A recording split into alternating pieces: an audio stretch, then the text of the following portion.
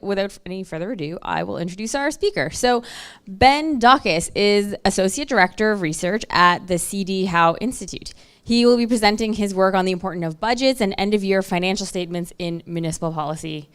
This is so exciting. I think oh, okay. Cool. Am I? Sorry, that might have been me.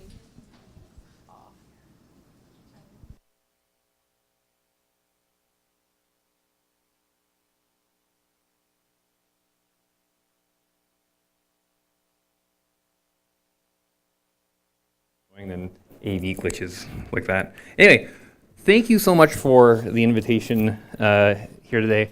It is just wonderful to be able to be around a whole bunch of municipal policy nerds like myself.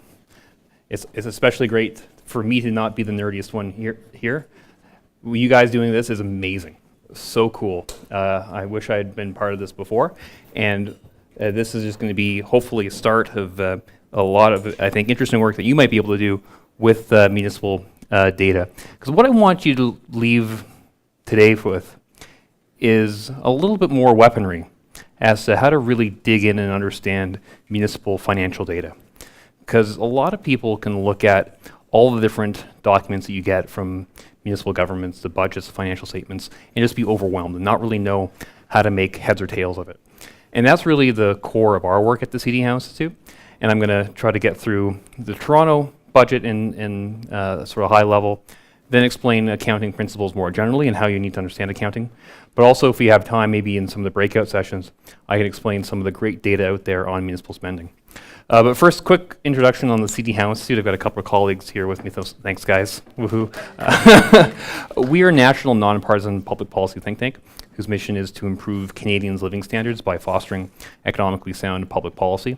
And when I think about municipal policy, I think about things like taxes and the accounting practices and pensions, infrastructure.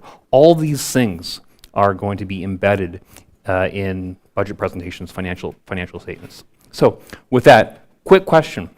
So not everyone here is deep into a budget project or a financial statements project, but who here has tried to find some sort of information about what the city of Toronto or any other city is planning to spend, like a budget? Who's looked at the budget? Okay, not bad. So the budget's just one of the cornerstone documents in the sort of annual cycle. Who here has looked for the financial statements at the end of the year? 3, 4, 5 people. So this is an interesting contrast. Everyone, especially right now, this time of year, is really focused on the budget, what the city says it's going to spend. But a budget is just a plan. What really matters at the end of the day is what the city actually spent. So that's really where our work goes, is at the high level saying, is the information that's in the budget, what the city intended to spend, similar, or at least close to, what they promised to spend? But then within that, there's a second question of, if you're just a person here in this room, this is a classic example of the kind of audience we'd have in mind, is someone like yourself, who's not an accounting PhD, except for one person here, able to look at the budget, the financial statements, and make heads and tails of them, and why the two are different. You really legitimately have to have a PhD in forensic accounting to be able to tear these apart, to be able to understand the differences. So that's really where we got started with this work, thinking, well, why are these documents so fundamentally different? And then when we start thinking about it even further, even deeper, the differences in the presentation between these two documents fundamentally changes the narrative that you see in municipal finances. Everyone right now, no matter what program in municipal spending you're thinking about, is under this sort of aura that the city doesn't have enough money, is really scraping by. But that's when you're thinking about it on a cash basis. Well, I'm going to explain what that means shortly. But when you change the accounting basis to be the equivalent of that at the federal level, at the provincial level, it completely changes your concept of the city's fiscal position. So that's the plan for today. But first, it's exam time. So remember how I said, or asked, how many people here actually looked at the budgets? I'm going to test your knowledge of that. So here's what we're going to do. I want to know what you think the City of Toronto said it spent in 2016. And I'm going to give you 4 choices. Everyone can have a chance to have a kick at this. Was it 11.8 billion? Oops. Oh. PowerPoint! Microsoft, you've done it again. Hey, here's bottom line though. I'll give you four choices. 11 billion. Let's see if I've memorized this. That would be pretty amazing. 11.8 billion. That's a freebie for me. 10.6 billion. Something like 12 or 14. So think about that. But there's a huge range there. That's the potential amounts as to what the City of Toronto spent. And here's the thing. All of these, in some way or another, are a bottom line figure that the City of Toronto has said, either in budgets or in financial statements, is what the overall city spent. So let me break out these in more detail. So I was pretty close, 14.9, 10.1, 11, close enough. But the bottom line is these are huge differences in the total amount of spending. But in various documents, you could pick up one document and be reasonably assured to yourself that that's what the city spent. That's a huge problem. So this first one, $11.8 billion. So this is the total of the tax and rate-supported operating budgets. And I want to emphasize operating budgets. We're going to get into that shortly. Because this rate-supported budget is something like the water budget, or what we see is what are called the waste budget. These are called the rate-supported budget because they're not, when you pay property taxes, you're not paying for that in your property taxes. You pay for it through your water bill or garbage tags, that sort of thing. The second one is when you're only looking at the tax-supported budget. And this 10.1 billion is the lowest number here, but it's the one that the public debate is always over. This is the budget that was just passed a couple of weeks ago, and this is where you get the big press release from the city saying we've approved one of the lowest property tax rates, the tax rate increases in years, was below inflation, that sort of thing. That's what the public debate's over. But as you can see, this is a very narrow concept of what the overall municipal bottom line is. Because there's another way of thinking about municipal spending, which is C, which is the total of our operating and our capital budgets. And I'll get into this in a little bit more details of why these two things are different, but the capital budget's been approved for months now. And this is the sort of budget that you see for big major infrastructure projects, subways, major road construction, that sort of thing. And when you add these things together on a cash basis, operating and capital, we're looking at $14.9 billion. Again, but this is part of the budget. So D is $11 billion. This is what the city said it actually spent. So there's a big difference here between D, which is $11 billion, and all these other different concepts of the budget plan. And why are these things so different? I don't think that there is massive degrees of financial skullduggery, of a budget amount being something and then it gets siphoned off into some fund for Peter Wallace to go off and go have a vacation in the Cayman Islands before he goes off to Ottawa. That is absolutely that's almost certainly not happening. I love Peter Wallace. I'm going to miss him dearly. He's definitely not going off on some sort of random vacation. The bottom line is actually accounting differences here.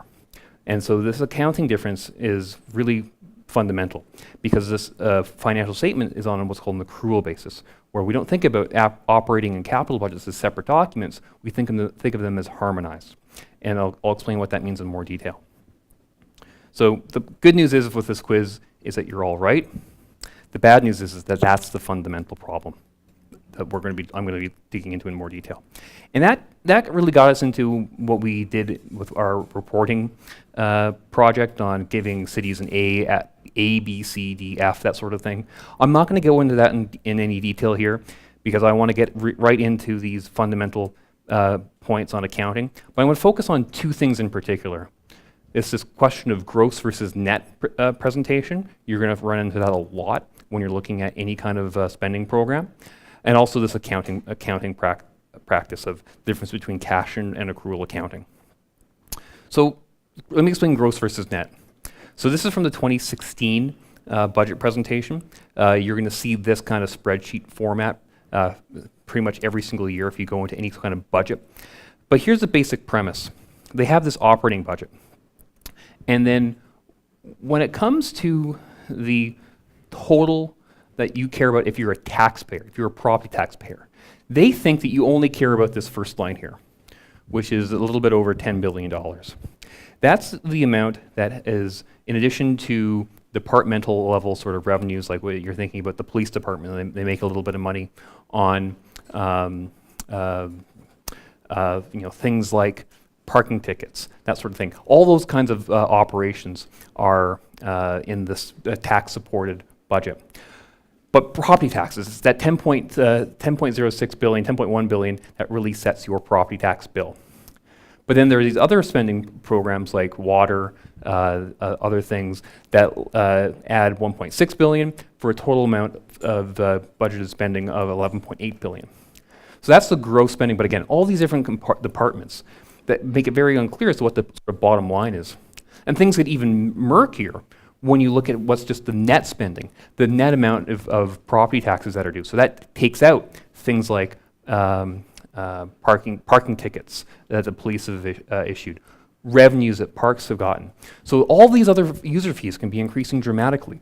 Parking fines or user fees for daycares, that sort of thing, could have increased dramatically. But at the end of the day, the city is just presenting what's called their net spending, the net revenue requirement of property taxes. That's what we focus on. That tends to distract us from the point that at the end of the day, there's one group of taxpayers. It doesn't matter if they're paying out of one pocket for property taxes or out of another pocket for daycare. We need to be thinking about the overall spending.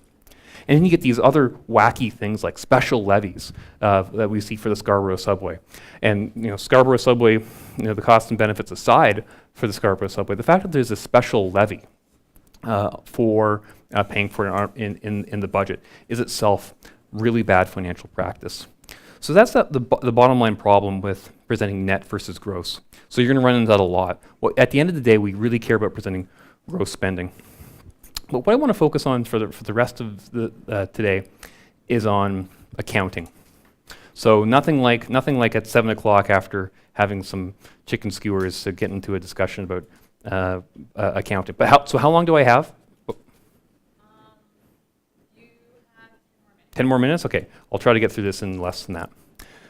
Let me give you the very high level overview of how accounting works right now in the city on what's called a cash basis. Like they'll call it a partial accrual or semi-accrual, but for the purposes of today, we're going to just call it cash, and we'll call full accrual because when they talk about accruing, it's accruing things that don't really matter.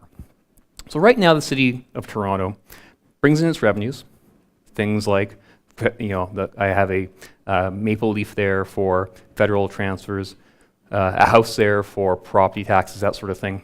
Let's say every year it gets $100 in property tax revenue. And this year happens to get $100 in transfers. It then has an operating expense, operating budget, and then it has capital expenses.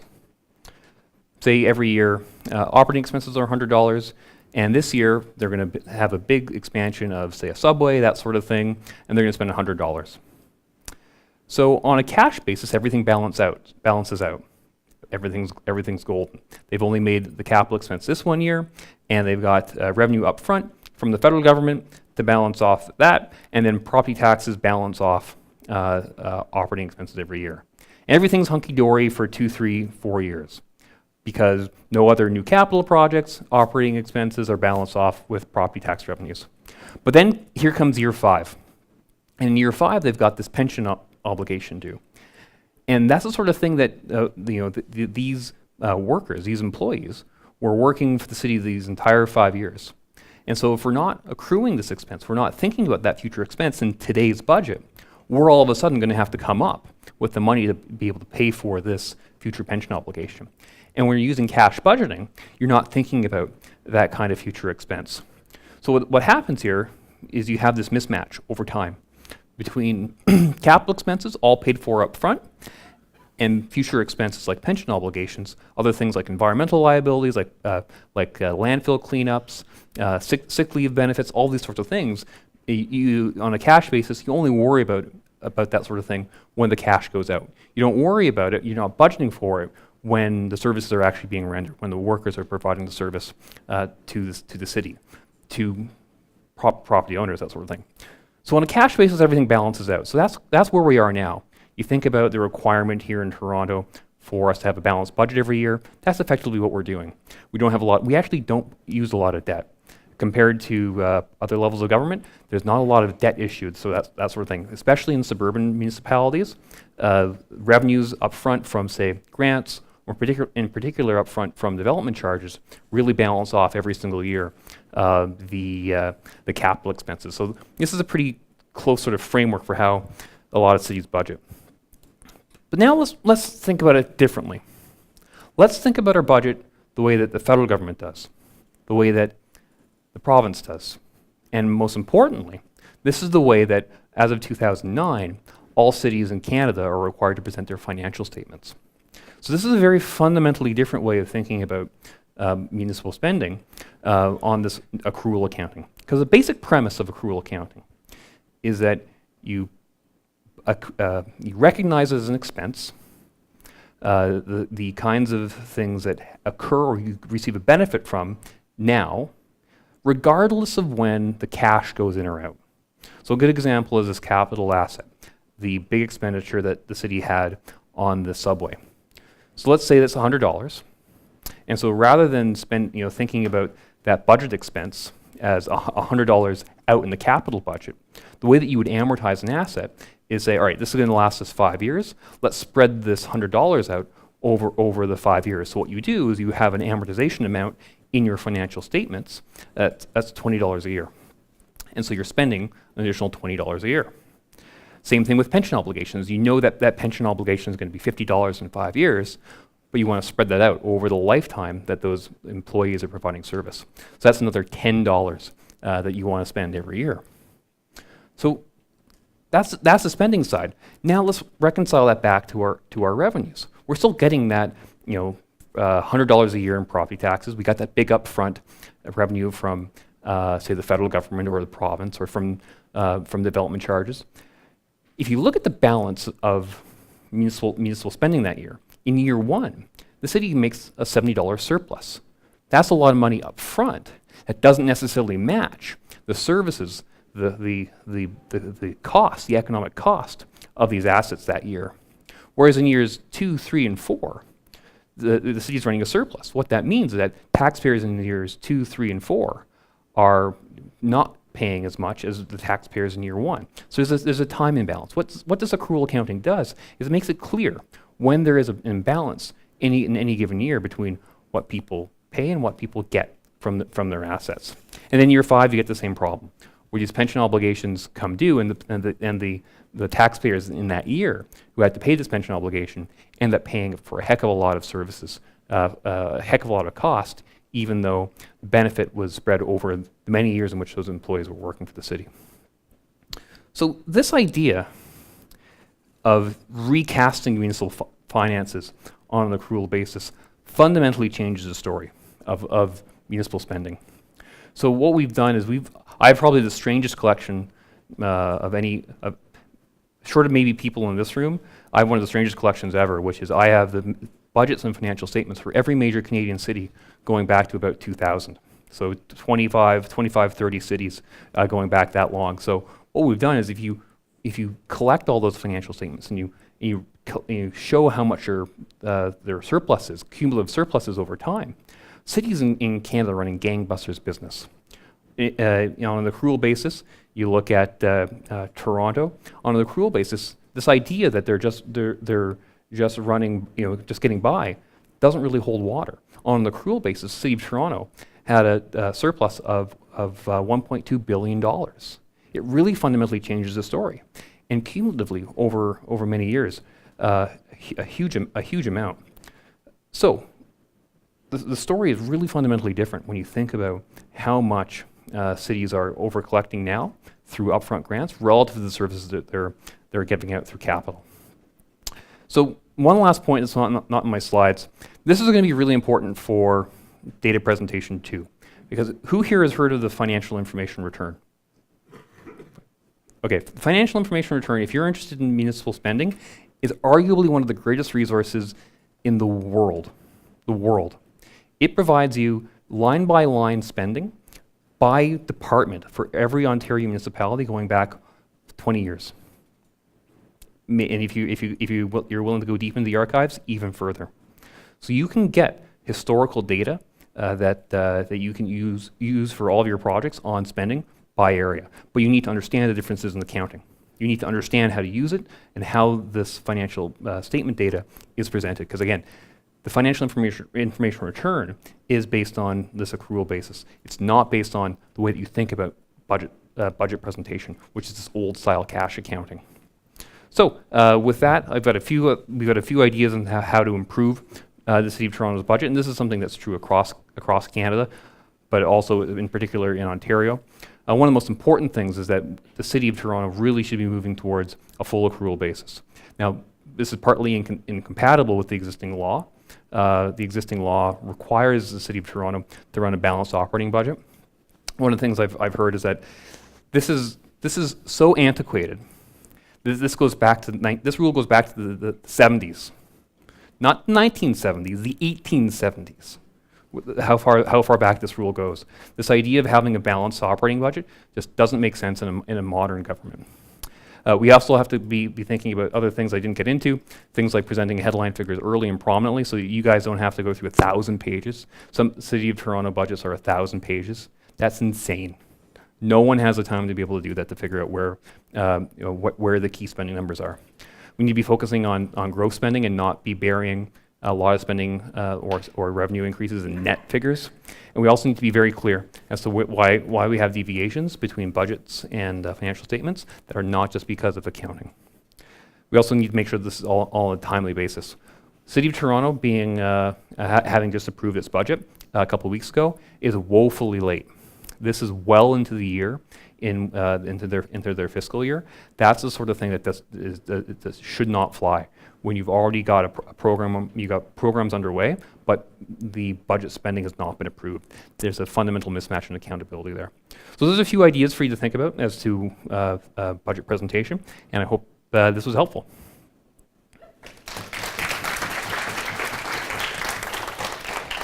Oh, I also have a couple of copies of the report here, if you're interested. Yep, got a question back there? Super quick question. So you said that the accrual rule, the cash rule goes back to the 1870s. Is the thinking that the federal government would withstand higher debt burdens, municipal operating budgets? Is that the idea? Yes, I would say it goes back to the paternalistic relationship. And if you go back to the 1930s, it was necessary. Municipal bankruptcies were everywhere across Ontario, and that kind of controlling relationship where the cities are the creatures of the province, that very much required the province to have some sort of strict controls to make sure that the province, at the end of the day, if things go bad, the province was not on the hook for a lot of debt obligations. But this operating budget approach is a very strict way of dealing with that other problem. You can deal with that other problem through things like debt management rules, that sort of thing. Thank you, Ben. Hello. Hello. Thank you, Ben. It's so good to hear someone else talk about this for a change.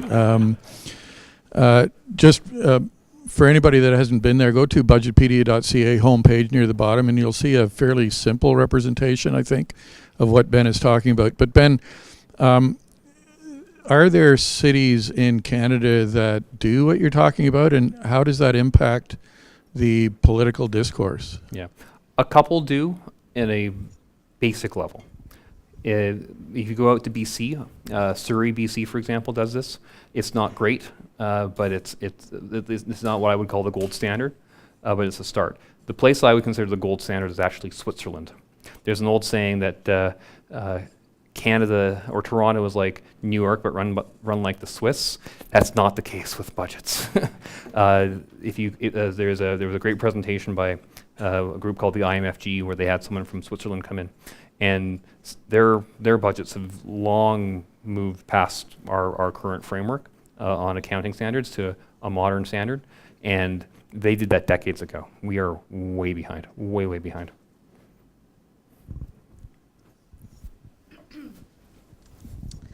Hi, Ben. So, is it working? Yeah. I always thought that the province or the municipalities rather weren't allowed to issue debt at all. So obviously, I'm wrong about that. And is it the accounting process that really limits their ability to take on debt? Is that the sole barrier? So there are two specific rules. One is that the operating budget, so that's the budget for things like police salaries, paper clips, coffee, that sort of thing. Right. That's the operating budget. That cannot be, that must be balanced. Cash in that year must equal cash out. So that's the main constraint. Cities can issue debt for capital projects. So there's things like the subway or LRT, that sort of thing, or streetcars, buses. That's a separate budget. Now, where one draws the line for salaries for some workers, where they're working on a capital project, where it's an operating budget, that's kind of sketchy. Which again, I think goes to the point that you don't want to have these separate capital and operating budgets harmonized at all. That's just one constraint. The other one is a debt service limit. So the City of Toronto actually has imposed on itself a stricter debt limit than what the province requires all the cities to have. The province requires that debt service charges do not represent more than 25% of city-owned source revenue. Okay. And City of Toronto made the rule on itself that it should not be more than 15%.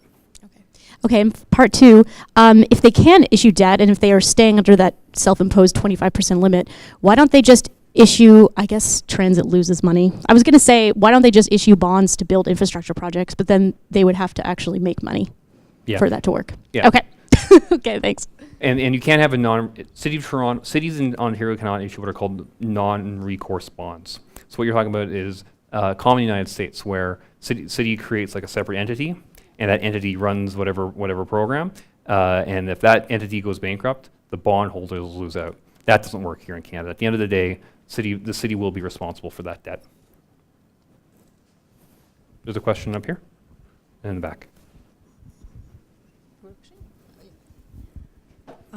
So Yes, on. so based on accrual accounting, you would never have a balanced budget until, I guess, until whatever capital is being spent out. Is that what it kind of? So it depends. It Okay. depends. The idea is, if you're a growing city, you actually want to run a deficit on an accrual basis. If you're a growing city, here's the analogy I use. Accrual accounting is like budgeting as an adult. Cash accounting is like budgeting like a teenager. If you're budgeting like a teenager, you're thinking about your summer job, you made a couple $1,000, and you're thinking about, oh, I can afford maybe a cheap car, a couple $1,000s for a car. Cash in, cash out, whew, balanced budget. But if you're budgeting like an adult, what you think about is, all right, I've got a good long-term paying job. I'm going to have this job for 25, 30 years. I have a growing family. I need to buy a house. I need a home to be able to have this growing family. If you're budgeting like an adult, you're thinking not in terms of that $1 million, because it's going to cost you $1 million in cash outflow to get that house. You're not thinking about that $1 million necessarily in your budgeting. You're thinking about your your monthly mortgage payment. And on the cash basis, that year, you run a horrible deficit. It's awful, but you don't think about it. It's actually irrelevant. What's relevant to you is your monthly mortgage payment relative to your monthly income. And so on a cash basis, we want to be running deficits. But on an accrual basis, we want to be effectively balanced that year. But again, if you think you're going to grow even faster, then you want to maybe overinvest. So it all depends. It's all relative there. But again, the point is, when you budget like an adult, you can think about big capital investments as something you need now and in the long run.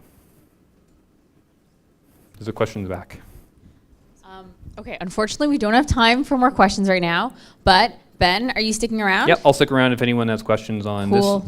Yep. Perfect. So Ben is going to be here. Ask him lots of questions. Hey.